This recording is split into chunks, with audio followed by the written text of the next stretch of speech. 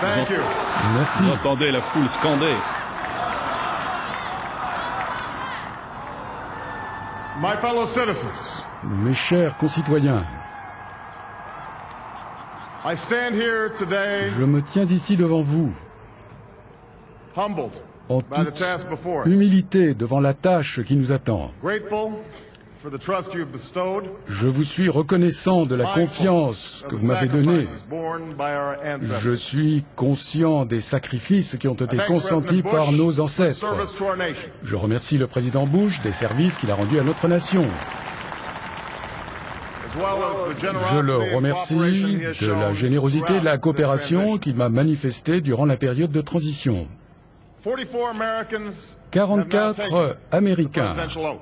ont maintenant prêté serment Words have been en tant spoken que during rising président. tides of prosperity, Ces mots ont été prononcés durant des temps de prospérité, en temps de paix, yet mais every so often de temps en temps, the oath is taken amidst gathering ce clouds. serment se fait sous la menace de nuages et quand les éléments se déchaînent. America has carried on not simply À ces moments, l'Amérique a continué son chemin, non pas seulement en raison des talents ou de la vision de ses dirigeants, mais parce que nous, le peuple, nous avons gardé toute notre fidélité aux idéaux de nos ancêtres et des documents qui nous fondent. C'est comme cela que cela a toujours été. C'est également comme cela que les choses doivent se faire au moment de cette génération d'Américains.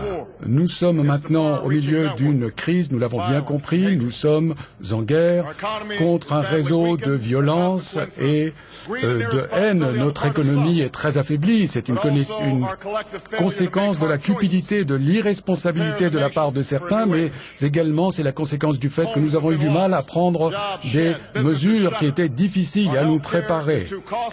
Des personnes ont perdu leur maison, leur travail, et à chaque moment où nous perdons de l'énergie, nous voyons des indicateurs de crise, ce que l'on voit avec des données et des statistiques. Ce qui est moins mesurable, mais ce qui est tout aussi profond, c'est une baisse de la confiance sur l'ensemble du territoire. Les gens ont peur que le déclin de l'Amérique soit inévitable et que la génération à venir doivent être moins ambitieuses. Aujourd'hui, je vous dis que les difficultés que nous affrontons sont réelles, sérieuses et nombreuses. Nous ne les surmonterons pas facilement ou rapidement, mais il faudrait que vous le sachiez, nous les surmonterons.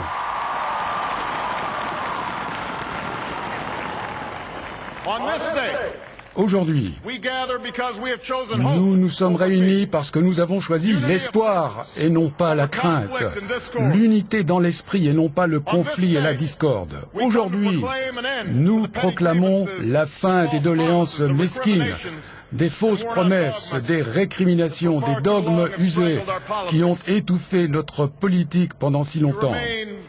Nous restons une nation jeune, mais comme on le dit dans les Écritures, le moment est venu de mettre de côté les choses puériles.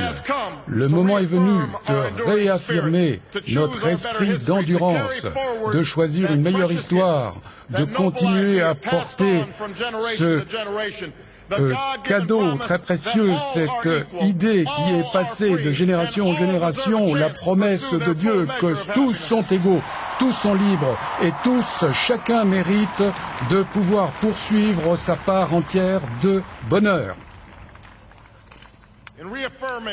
Nous réaffirmons la grandeur de notre nation.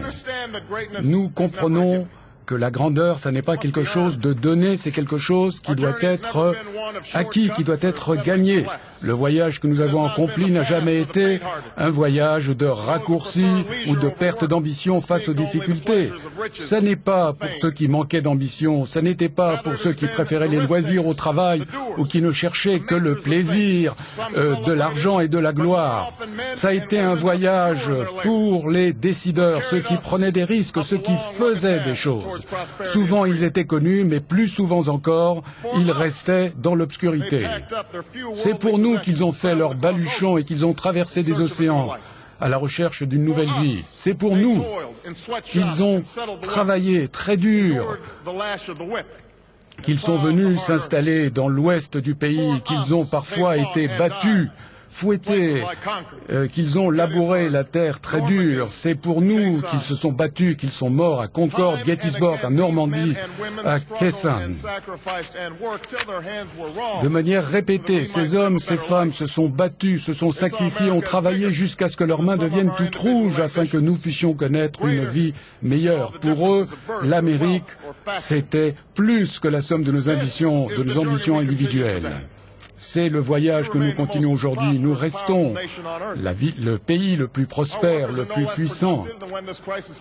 Nos travailleurs ne sont pas moins productifs qu'avant le début de la crise. Nous sommes aussi inventifs. Nos biens et nos services sont aussi nécessaires que la semaine dernière, le mois dernier ou l'année dernière.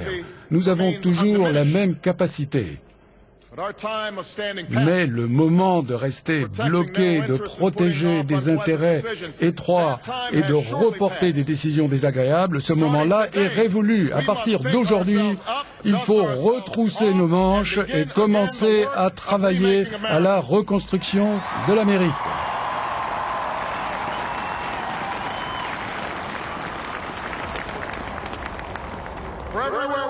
Parce que partout où nous regardons, il y a du travail à faire. La situation de notre économie appelle des actes audacieux et rapides. Et nous allons agir non pas seulement pour créer de nouveaux emplois, mais également pour mettre une nouvelle base de croissance avec des routes et des ponts, avec des réseaux électriques, des lignes numériques.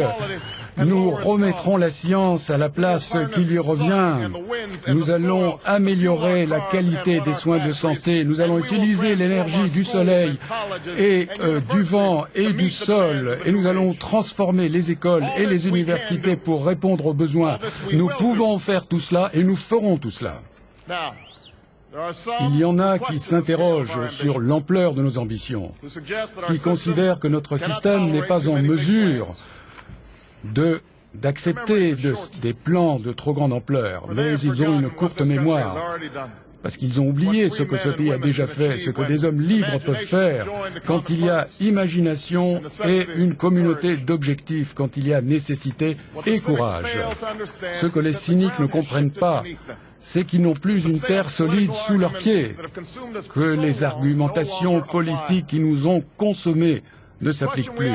La question que nous nous posons aujourd'hui n'est pas si le gouvernement est trop grand, trop petit, mais est-ce qu'il fonctionne? Est-ce qu'il aide les familles à trouver des emplois à des salaires décents, des soins de santé, une retraite digne? Si la réponse est oui, nous allons continuer. Là où la réponse est non, eh bien nous mettrons fin au programme. Et ceux d'entre nous qui gèrent l'argent du contribuable seront responsables.